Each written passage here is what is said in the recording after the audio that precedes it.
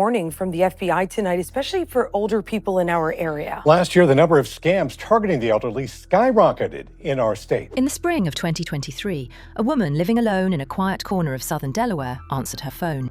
The man on the other end said he was a federal drug enforcement agent. He had alarming news. Her identity had been stolen. Her name was now linked to a package of narcotics seized by federal authorities.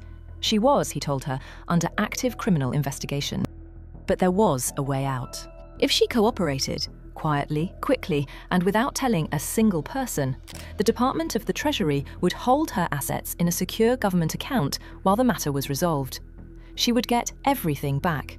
She just needed to act now. She believed him. Over the months that followed, she made trip after trip to a local gold dealer. She liquidated her savings, converted everything she had into physical gold bars. Scammers are posing as federal agents, convincing seniors to empty their bank accounts. Fox 26's Sherman DeSalle tells us. And handed them, one bag at a time, to strangers who arrived at her front door with a code word prepared in advance. The code word was David. By the time she understood what had happened, she had handed over $2 million. She didn't know it yet, but she was about to become one of thousands. The callers who had put her in that position were never in Delaware. They were never in the United States. They were sitting in call centers in India, working from scripts, dialing elderly Americans by the thousands, running a system so organized, so profitable, and so precisely engineered that at its peak, investigators believe it was generating hundreds of millions of dollars a year. And her gold, her life savings, the money she had spent decades accumulating, had been melted down in the back rooms of ordinary jewellery stores in Texas, Georgia, and Florida, reshaped into bangles and bars indistinguishable from anything sold legitimately, and smuggled out of the country. Gone, permanently. And at the top of this operation, quietly, deliberately, with the confidence of someone who had already beaten the system once before, sat a man whose name almost no one knows. We'll get to him. This is the story of one of the most organised, most methodical, and most devastating financial crime operations in recent American history. A story about greed and fear, and a criminal infrastructure so sophisticated that it used ordinary jewellery shops on ordinary commercial streets as its money laundering machines. And a story about every institution, the banks, the regulators, the precious metals industry, that could have stopped it, and didn't. They melted $100 million in gold, and nobody stopped them. The psychology. Police say the Friendswood woman was asked to specifically purchase maple leaf gold coins. To understand how this worked, you first have to understand why it worked. And that means going back before the crime itself, back to the psychology it was built on, and the specific conditions that allowed it to scale from a street-level scam into something closer to a transnational industry. Fraud has always targeted fear, but not every fear is equal. The fear of financial ruin, of having the savings you spent your entire working life accumulating. They said your money is not safe. Exactly, that I would have to withdraw it. Suddenly frozen by a government investigation or compromised by criminals you never saw, is a particular and extraordinarily powerful kind of terror. It is the fear of losing not just money, but security, independence, the ability to take care of yourself and the people you love. Scammers have known this for decades. What changed in the early 2020s was the technology available to deliver that fear at industrial scale. The gold bar scam, in its modern form, begins with a pop-up. You are sitting at your computer, reading the news, checking email, looking at photographs, and without warning, a full-screen alert appears. It carries the branding of Microsoft or McAfee or your bank. It tells you that your computer has been compromised, that your financial accounts are at risk, that you need to call a number immediately. That number goes to a call centre in India. The person who answers is calm, professional, authoritative.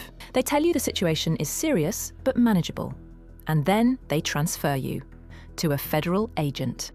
This second caller identifies themselves as working for the FBI or the IRS or the Department of Justice. They explain that your social security number has been found connected to criminal activity, that your bank account has been flagged, that unless you take immediate protective action, your assets will be frozen as part of an active federal investigation. It sounds insane. But inside the moment, inside the fear, the authority, the urgency, it does not feel insane.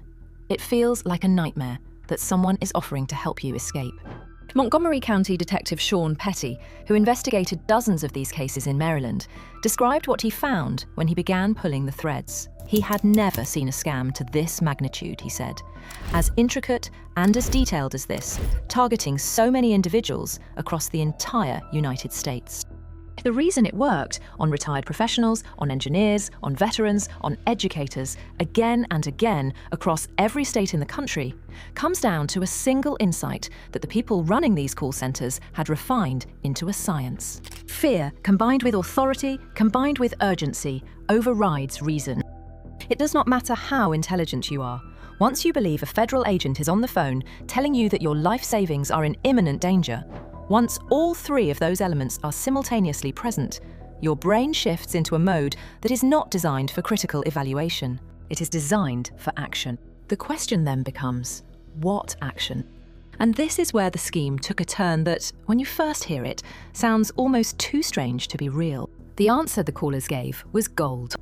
The perfect instrument. John Timmerman and Timothy Odell are accused of a multi-state gold bar scam that targeted seniors.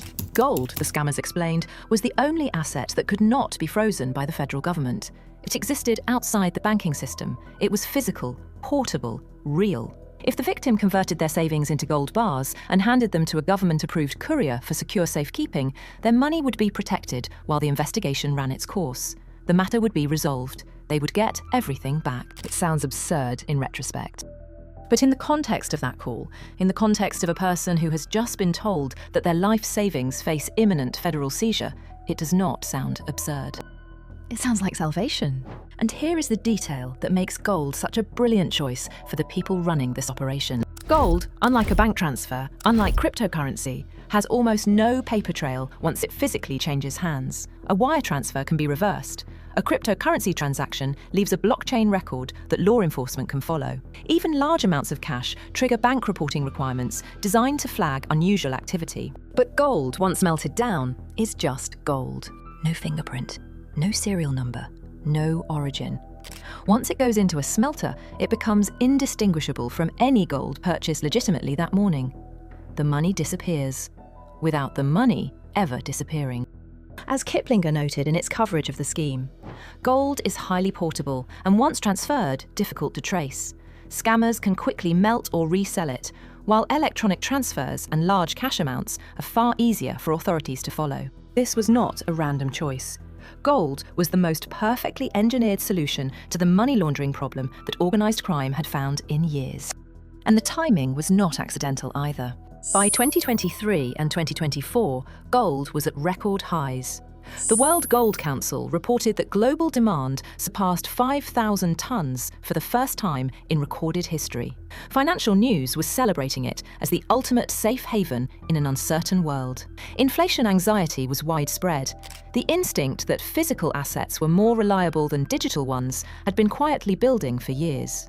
The cultural moment, the economic anxiety, the distrust of institutions, the sense that something real in your hands was safer than numbers on a screen, made gold feel like exactly what a sensible, cautious person would turn to in a crisis. The scammers were not fighting that current, they were riding it. And there was someone far above the couriers and the call center operators who had understood this before anyone else. Someone who had built the architecture, tested the model, and watched it scale. We will come back to him. First, the victims. So, the victim makes the trip. They go to a gold dealer, a Midwest jewellery and bullion in Indiana, a coin shop in Arizona, a precious metals dealer in Delaware, and they hand over a cashier's check, sometimes $50,000, sometimes $200,000, sometimes more. Money converted from a retirement account, a pension, a lifetime of accumulated equity. They buy gold bars, coins, kilogram bars, whatever the dealer has in stock. And then they go home and wait. The courier arrives. He might be in his mid-20s. He is driving a rental car. He has a code word. He walks to the door, says the word, accepts a paper bag of gold bars, gets back in the car, and drives. The entire exchange takes less than 60 seconds. But before we understand where that gold goes, and before we meet the man who designed the entire circuit, we need to understand who the courier actually is. Because the courier is not who most people imagine. Many of them are recent immigrants, often South Asian, often living in New York, New Jersey, or other cities with large diaspora communities. They receive job offers, sometimes through WhatsApp, sometimes through someone already inside the network, that describe the work in deliberately vague terms. Pickup and delivery, handling sensitive personal property for a private client. Good pay, flexible hours, no office. The compensation is precise, between $800 and $4,000 per job. What the job actually involves, they are never told directly. That is not an oversight, it is the design. ABC News interviewed one suspected courier from jail as he faced charges in 2 states. He said he was hired by an individual in India and paid per job to collect packages. He claimed, at least at first, that he did not fully understand what he was collecting or why. Whether that claim holds up varies case by case. What is consistent across dozens of prosecutions in Texas, Maryland, Kentucky, Ohio, and Delaware is the structure of the recruitment itself. Plausible deniability built directly into the job description, designed to keep each courier uncertain enough about their role to stay compliant, and certain enough about the money to keep showing up. In the Delaware case, courier Rakesh Kumar Patel drove more than 225 miles from his home in Queens, New York, to collect 4 kilograms of gold from a woman he had never met. Before arriving, he had been messaging his handler in India on WhatsApp, checking whether the gold was ready. He parked a mile from the house, received the signal, drove to the door, said the code word. He was handing the bag to an undercover police officer. He did not get far before they pulled him over. The people directing Patel from India via WhatsApp were never there. In many cases, they remain to this day unidentified. The couriers, by design, are the most visible layer of the operation, the most easily arrested, and the most replaceable. Montgomery County State's Attorney John McCarthy indicted 10 couriers in Maryland alone. Several have been convicted. But he was direct about the limitation. Arresting couriers does not arrest the operation. The network was targeting people with retirement money, with pensions, with investments, with home equity built across a lifetime. Replacing the person who picked up the gold was the easiest part of the entire enterprise. The hard part was being in a jurisdiction where American law enforcement couldn't reach you. But someone had thought of that too. The banks that watched. There is a question at the centre of this story that banks, regulators, and victim advocates have been increasingly unwilling to let go unanswered. These victims did not lose their money in secret. They walked into bank branches, they stood at teller windows, they made large, unusual, completely out-of-character cash withdrawals, sometimes $50,000, sometimes $200,000, from accounts they had held for decades. And in many cases, someone at that bank noticed. Ava Rothman was a New York woman who lost $700,000 to the gold bar scam. Her case is one of the most instructive in the entire investigation because it shows exactly how the scammers had inoculated their victims against every intervention that might have saved them. Her bank teller tried to warn her. Her financial advisor tried to warn her. Both could see something was wrong. Both reached out. Neither could stop her.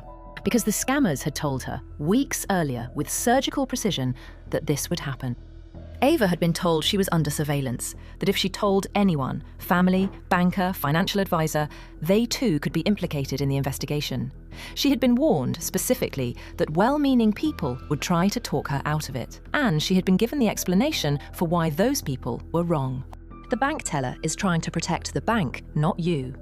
The financial advisor has his own interests. The only people who have the full picture are the agents handling your case. That level of preparation, the preemptive dismantling of every safety net a victim might naturally reach for, is what separates this operation from a simple phone scam. It is not opportunistic fraud. It is psychological architecture, designed, tested, and refined across thousands of calls. Under current United States banking law, financial institutions are required to file suspicious activity reports when transactions exhibit certain red flags. Large, unusual cash withdrawals by elderly customers, particularly those who appear anxious or evasive, are explicitly cited in federal guidance as potential indicators of elder financial abuse. But filing a report is not the same as stopping a transaction. Banks do not, under most circumstances, have the legal authority to refuse a withdrawal from a competent adult demanding access to their own money. A 70-year-old woman standing at a teller window with valid identification cannot be detained while the bank calls the FBI. Some institutions have tried creative interventions, mandatory waiting periods for large withdrawals by elderly customers, trained questions designed to slow the process and create space for doubt. Several community banks issued explicit fraud alerts naming the gold bar scam, instructing tellers to ask any customer making a large cash withdrawal whether they had recently received calls from people claiming to be government agents. In some cases, those interventions worked. In many more, they did not. Eva Rothman's teller hesitated. Her advisor called. And still, because the scammer had been there first, had already built the walls, had already explained why concern was really a threat, Eva walked out of the bank with her money. The banking industry is now under increasing pressure from consumer advocates and elder justice organisations who argue that the current legal framework places too much burden on individual tellers and not enough structural obligation on institutions to protect demonstrably vulnerable customers. That debate is moving into legislative chambers. But for thousands of people who made those withdrawals before any new law was passed, the debate is academic. Their money is already gone. The laundry. Here is where the story makes its sharpest turn. Because the scam did not end when the courier picked up the gold still existed. It had to be converted back into money, and that meant it had to go somewhere. Collin County, Texas Sheriff Jim Skinner began noticing something in early 2025. His department was receiving a surge of fraud reports from elderly and disabled residents across the Dallas-Fort Worth area. The pattern was identical every time, the same pop-up alert, the same federal agent caller, the same courier at the door. And losses so large they were almost impossible to look at directly. Texas alone, his office would later confirm, had seen $74.5 million drained from its senior population through this single scheme. But Skinner's investigation did not stop at the couriers. It followed the gold. Months of coordinated digital forensics across multiple agencies led investigators to a conclusion almost no one had anticipated. The gold was going to jewellery stores. Not black market operations, not criminal warehouses, not underground smelters hidden in industrial estates. Ordinary retail businesses on ordinary commercial streets. Milani Jewelers, with locations in Richardson, Texas and Decatur, Georgia, and the Orlando Gold Refinery in Altamont Springs, Florida.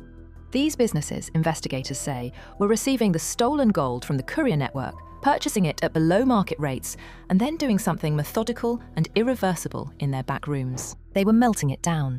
In spaces equipped with industrial smelting furnaces, the gold bars and coins, each one representing someone's savings, someone's pension, someone's 30 years of work, were being liquefied. Combined with legitimately purchased gold, poured into new forms. Bangles, bars, generic pieces with no identifying features, no serial numbers, and no history. And then people put the jewellery on and got on aeroplanes. Sheriff Skinner described it in those exact terms. The finished pieces were physically carried out of the country by individuals boarding international flights, transporting the laundered proceeds back to their country of origin, where the gold was sold and the proceeds distributed through the network. The circuit was complete. From a phone call in India, to a frightened retiree in Delaware, to a courier in a rented car, to a smelting furnace in Florida, to a piece of jewellery crossing an international border on someone's wrist. Every link is deliberate, every link has a role, and the final product carries no trace of where it had come from. The arrests. In early 2026, after months of coordinated investigation across multiple agencies and 2 continents, Sheriff Skinner's team executed simultaneous search warrants at all 3 locations. Investigators walked in and began removing boxes. The total value of gold seized across the 3 businesses was close to $100 million. At the Orlando Gold Refinery in Altamont Springs, 2 men were arrested. Timothy Odell, 47, and John Timmerman, 48, listed as the refinery's owner, both facing charges of engaging in organised criminal activity and financial abuse of the elderly. 19 people were in custody in Texas. Additional warrants were executed in Georgia. Federal indictments were handed down in Kentucky. Couriers Antonio Pena and Brandy Durst, who had travelled across the country collecting gold from victims who had liquidated their entire retirement accounts, each faced up to 40 years in federal prison. The Jewellers Security Alliance, the industry's primary watchdog, issued an immediate warning to precious metals dealers nationwide. Their executive vice president, Scott Goginski, stated it plainly.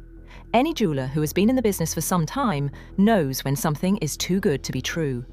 If you are buying goods for far less than market value, for pennies on the dollar, that is exactly the kind of thing that can be used against you in criminal court. The laundering infrastructure had been hit. But the source, the call centres driving the entire operation, was still running. The source. On December 11th and 12th, 2025, India's Central Bureau of Investigation, working in coordination with the FBI's Baltimore Field Office and the Montgomery County, Maryland State's Attorney's Office, descended on 3 call centre operations simultaneously. The targets were in Noida, Delhi, and Kolkata. What authorities found inside was not a crude criminal enterprise. It was an industry.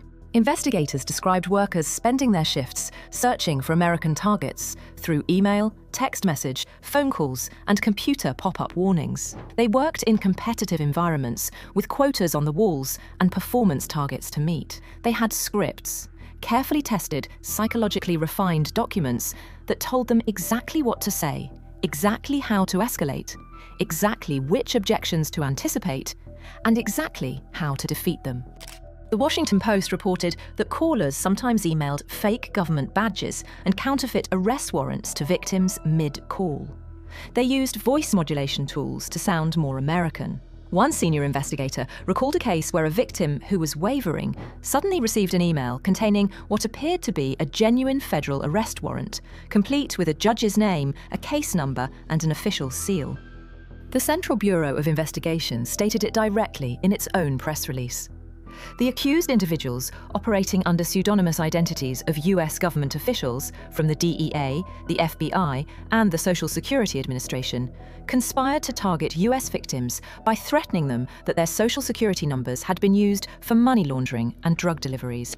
6 alleged leaders of the syndicates were arrested. Laptops, phones, and cash were seized. The facilities were dismantled. On February 2nd, 2026, Maryland and federal authorities announced the full results publicly. More than 650 confirmed victims. Losses from those 3 call centres alone, nearly $50 million. The architect. But who built this model? The answer is a man named Hitesh Majbai Patel. Not the courier arrested in Delaware. A different man entirely. Someone whose name sits at the very top of the organisational chart, and whose story explains how an operation like this survives for years, even when law enforcement is watching. Patel was the owner and operator of multiple call centres in Ahmedabad, India, including an entity registered as H Global. From those facilities, working with co-conspirators who impersonated IRS agents and immigration officials, his network threatened elderly Americans with arrest, imprisonment, fines, and deportation if they did not pay fictitious government debts. A co-defendant described him in court documents as the top person in India, the boss for whom most of the other defendants ultimately worked. He was arrested in India in 2016. Then he paid a bribe and was released. And he went back to work. He continued running his call centres for 2 more years. In September 2018, Singapore authorities apprehended him at the request of the United States after he flew there from India. He was extradited to the US in April 2019 and eventually pleaded guilty in a federal court in Texas. By his own admission, the losses attributable to his operation fell between $25 and $65 million. Think about what that means. This man was caught. He bribed his way free. He rebuilt. He was caught again, in a 3rd country, extradited, convicted, and sent to prison. And the model he created was still running. Because the model does not require him. The scripts can be copied, the target lists can be purchased, the payment infrastructure can be rebuilt. One senior investigator described how the Indian call centres sell each other lists of American targets. They operate in competitive environments. When one is shut down, the list migrates to the next operation. The victims do not change. The scripts do not change. Only the phone number does. Patel was the architect. But the building can be reconstructed without him. The gap. There is a harder question underneath all of this, and it is one that regulators have been reluctant to fully answer. Why were the jewellery stores able to operate the way they did? The Jewelers Security Alliance's Goginski made the point plainly. Experienced dealers know when something is too good to be true. The stores that were raided were not innocent parties. The smelting equipment in their back rooms and the steady stream of couriers arriving with below-market gold were not coincidences. But here is the structural truth. Unlike banks, which are required under federal law to file suspicious activity reports on unusual transactions, gold dealers in the United States face a patchwork of state-level requirements that vary enormously in both rigor and enforcement. In some states, a gold dealer can purchase hundreds of thousands of dollars of gold from an anonymous seller with minimal documentation. That gap did not create the scam, but it made the scam permanent. Because of that gap, because no federal reporting standard applied to the back room of a jewellery store in Texas or Florida, the gold taken from Robert Brown, from Chris Owen, from the Delaware woman, from Eva Rothman, and from thousands of others was able to dissolve into a legal no man's land. By the time those stores were raided, the gold had already been reshaped, already left the country.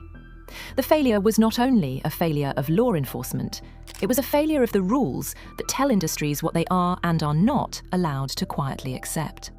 The Financial Crimes Enforcement Network has been expanding its oversight of precious metals dealers. Federal prosecutions have explicitly cited the need for stronger anti-money laundering compliance standards.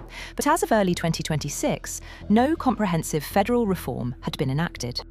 The closest Congress came was the Protecting Seniors from Emergency Scams Act, introduced in 2024, which would have required precious metals dealers above a certain transaction threshold to register with FinCEN and report large cash purchases, the same basic obligation that has applied to banks since the Bank Secrecy Act of 1970. It did not pass. It did not reach a floor vote.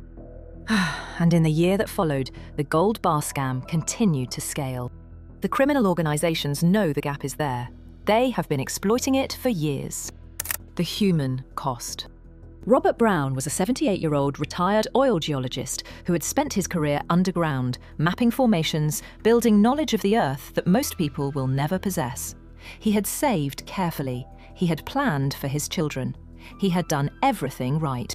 He received an email claiming his bank account had been compromised.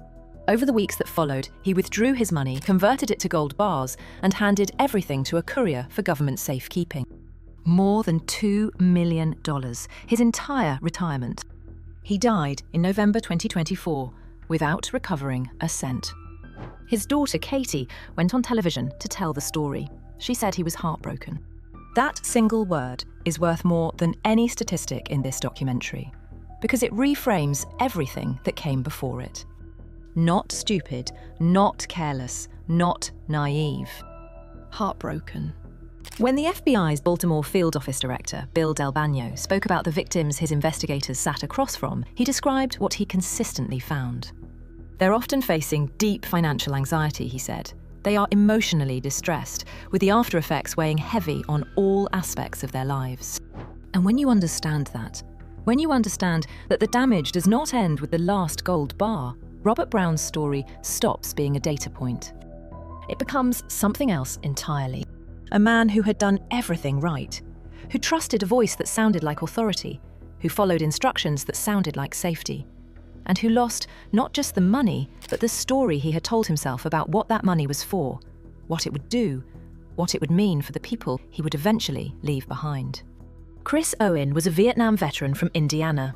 He lost $80,000 2 years after his wife died of cancer.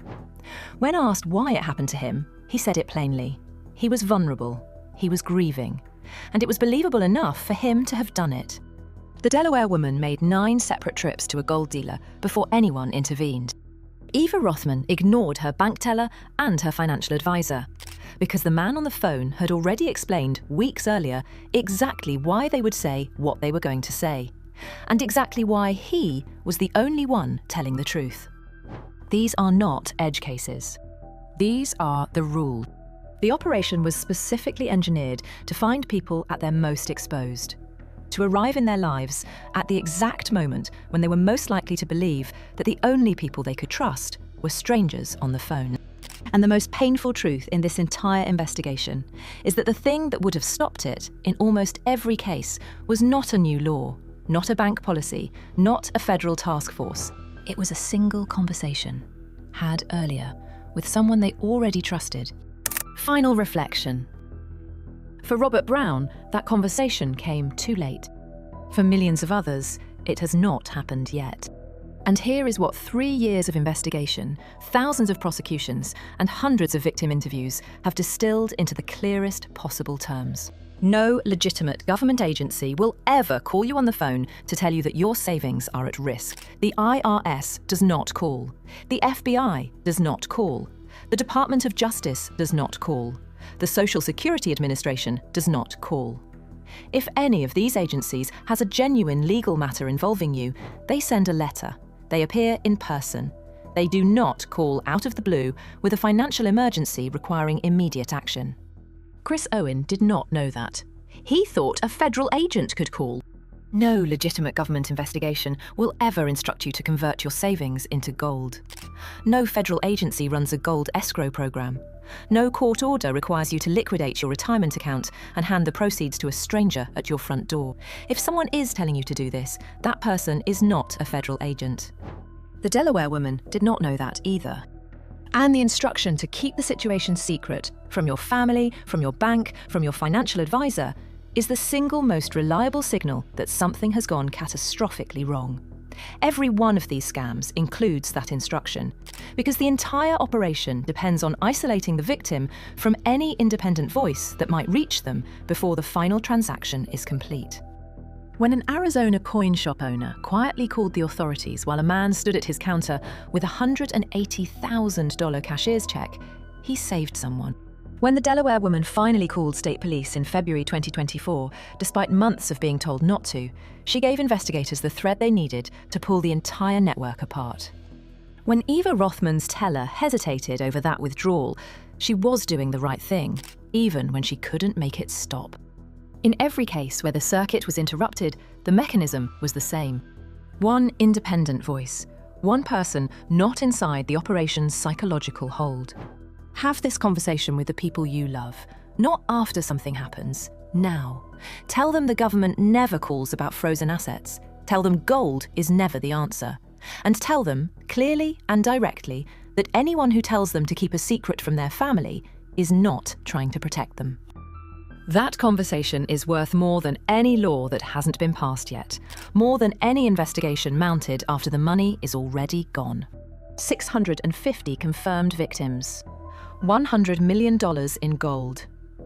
A man who beat the system once went back to work and watched his model outlive his arrest. They melted $100 million in gold, and nobody stopped them. Until now.